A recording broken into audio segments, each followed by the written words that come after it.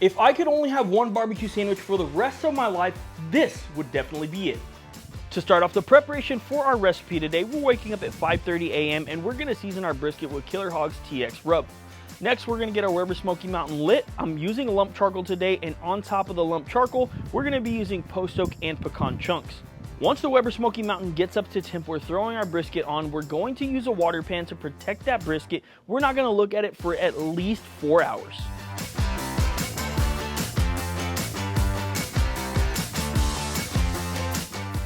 Now it's been 4 hours since we put our brisket on our Weber Smoky Mountain. We have not looked at this one time.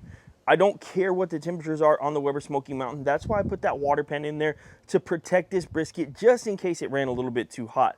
Now that we're out here, we want to take a look. We want to see if we need to put any spritz. I've been using duck fat when it comes to competition barbecue, and I really like it. So if we need to, we will hit our brisket with that today. After 4 hours, you can see that I have a great color on this brisket. That bark is getting nice and colored.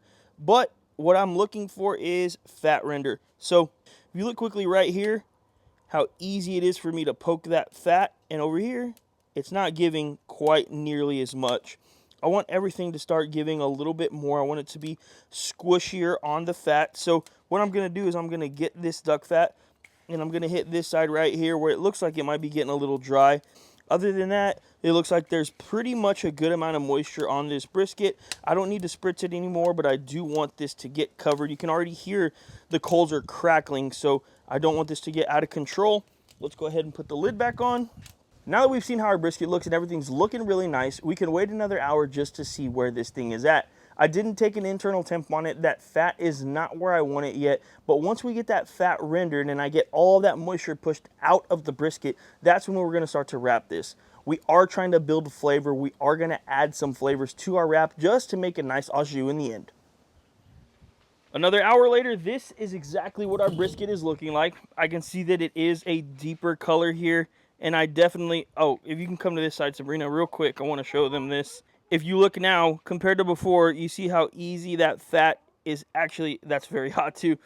You see how easy that fat is moving? It's just really, really nice and rendered, and I love that. So it's getting close. I don't think it's quite where I want it, but I mean, you can see now, compared to earlier, how squishy that fat is, and that's one of the things that I'm really looking for. And at this point, even though the fat is not exactly where I want it, I feel pretty comfortable wrapping this. And the reason is because we are going to use a faux foil boat method to trap those renderings in that foil boat, just so we can make an au jus for our Texas dip here in just a little bit. And now that we have our brisket to a point where we want to wrap this, all I'm gonna do, I'm gonna pick this bad boy up, put my pan down, we're gonna go ahead and put it in there. So the reason that I want to use this today is because I'm going to be adding some beef broth here. And the reason we're going to add beef broth is because we want to create an au jus for our Texas dip here in just a little bit. I'm also going to leave the top completely exposed just so I can continue building bark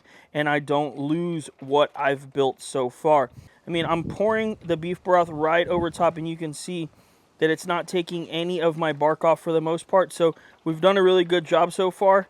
Now I just want to make sure that we have plenty of this au jus, and that's looking pretty good to me. And just because I'm sure some of you guys are curious at the house, right now I'm going to try and get right in between that point and that flat, and I'm going to probe, and you'll see I'm around 190 degrees. That's completely fine to me.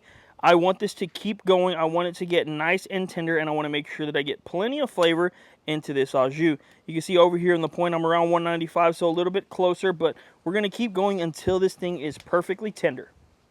It's been another hour on our brisket, and that makes for 8 hours total so far. We put it on at 6 a.m. and now it's 2, so I'm thinking we probably should be done within the next few hours, but let's take a look and see where we're at. And kind of like I was telling you guys a little bit earlier, I want that bark to remain there. I want that bark to keep building. And if you look right here, I mean, it is nice and squishy.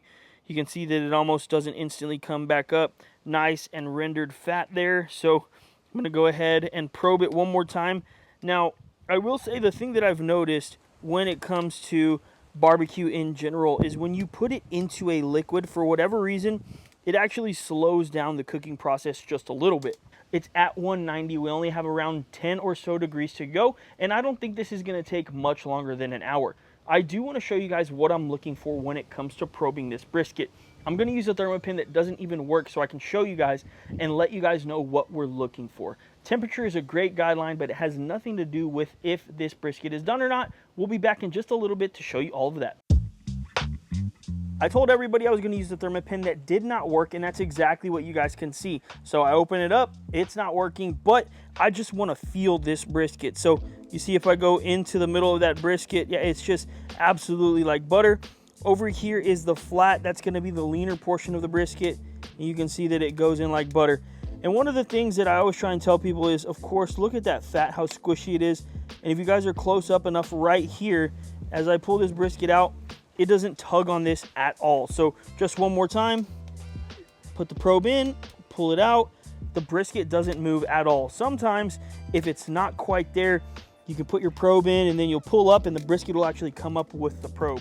So that's one thing that you want to make sure that you're looking at. Now is the most important part of cooking any brisket. We have to let this rest. Today we're going to let this rest for minimum 2 hours in our Cambro before we slice. Okay, now we're inside. It's time to put our brisket in our Cambro, and the thing that I wanted to let you guys know that you need to do is you want this to sit out on the table on your countertop for at least 30 minutes just to make sure the brisket stops cooking. Now we're gonna go ahead and put it inside the Cambro. We're gonna let this rest for at least 2 hours. We're about 45 minutes away from our brisket being ready to slice, so now it's time to add another element to our sandwich. We're gonna put some smoked sausage in there. Today I have some jalapeno cheddar. We're just gonna put them on our Weber Smoky Mountain to get nice and plump. These should be done around the time that it's time to slice the brisket. This brisket has been resting right at 2 hours, so now it's time for us to make our au jus for our Texas dip. So what I wanna do is I just wanna pour this into a grease separator. Be real careful with your brisket, make sure you don't drop anything. And now that we've got our au jus into our grease separator, you can see that all the fat has come to the top. I'm gonna use this grease separator to get all that good au jus out of here. I got this pan nice and hot. I want this to be hot. And I'm running this through a strainer as well because you'll see here in just a second that there's plenty of stuff that came out of that au jus. So we don't want that into our actual dip itself. And from here, I'm gonna add a little bit of Killer Hog's vinegar sauce. I do want there to be a barbecue element to it, and I love the vinegar taste. I think that this tanginess is really gonna offset that beefy, that bold flavor that you're gonna get from the au jus already. Now for the most important part of our sandwich, it's time to slice into this brisket and see how we did. I'm gonna get you guys a little cross section. I'm not gonna squeeze anything. You tell me if that looks moist or not. Now for our sandwich, we're gonna go ahead and take a few slices. We're gonna get these off to the side, and you can tell that this thing is cooked perfectly. Looks incredible. Comes apart with absolutely zero effort at all. If you could tell, I'm barely pulling it all. What I wanna do is now I have a bench scraper, and I'm just gonna chop this up. I kind of like mine a little bit chunkier, so I'm not going to go too fine. So this right here is going to be part one of our sandwich. Now I'm going to come back over here and get myself one big slice of brisket, and that right there is going to be perfect for right across our sandwich. Over top of our chopped brisket, I'm going to do a little bit more vinegar sauce. I don't want to drown it by any means, but I do want that barbecue sauce on here. Then we're just going to go ahead and remix. Now it's time to get our jalapeno cheddar sausage out. We've got some sourdough buns here. Now it's time to build, so I'm gonna go a little more vinegar sauce. Light layer there. I'm gonna bring over my chopped brisket.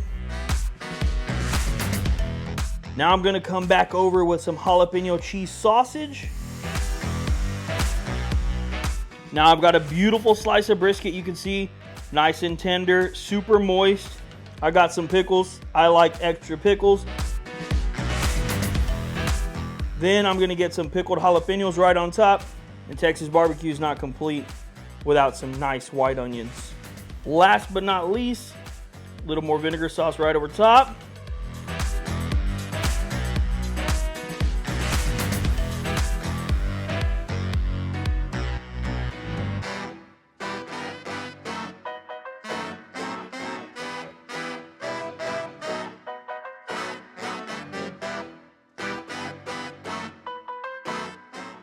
Time to take our sandwich and dip it in our beautiful au jus. And now let's take a bite.